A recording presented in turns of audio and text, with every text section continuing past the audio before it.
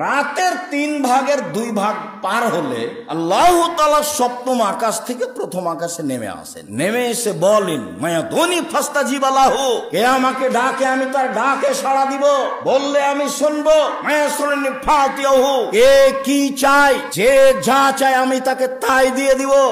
আলা কুল্লি শাইইন কাদির, তিনি সর্বশক্তিমান, সবকিছু করতে পারে। কে গাড়ি বাড়ি চায়, কে জমি জায়গা চায়, কে ছেলে মেয়ে চায়, কে বিপদ থেকে বাঁচতে চাই, যে যা চায় আমি তাকে সেটাই করে দেব।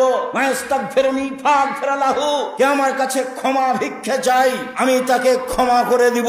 রাতের 3 ভাগের 2 ভাগ পার হওয়ার পরে আল্লাহ তাআলা সপ্তম আকাশ থেকে প্রথম আকাশে নেমে এই কথা বলতে থাকেন। আর আমি দুর্ভাগ্য ব্যক্তি, রাত 2টায় ঘুমিয়ে টিভি বন্ধ করেছি, মোবাইল তো আছে আল্লাহর রাস্তায়। আপনি বাড়ির গার্জেন, বাড়িতে একবারে ধরে মেরে যে কারফিউ জারি আছে, কি 10টা 10:30টায় ঘুমাতে হবে। ব্যবসা বাণিজ্যের লোকেরা হিসাব নিসাব করে না 11টায় ঘুমালো। একবারে জরুরি ভাবে যারা পড়াশোনা করছে এ ব্যতীত যে কোনো মূল্যে ছেলে মেয়ে রাত 10টার পরে ঘুমিয়ে যাবে, এটা আপনাকে শক্তভাবে পদক্ষেপ নিতে হবে।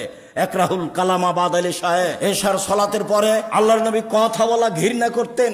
একরাহুল নাওমা কাবলার এশায়ে, এশার সালাতের পূর্বে আল্লাহ রাসূল ঘুমিয়ে যাওয়া ঘৃণা করতেন। এশার সালাতের পূর্বে ঘুমিয়ে যাওয়া ঘৃণা করতেন, এশার সালাতের পরে কথা বলা ঘৃণা করতেন।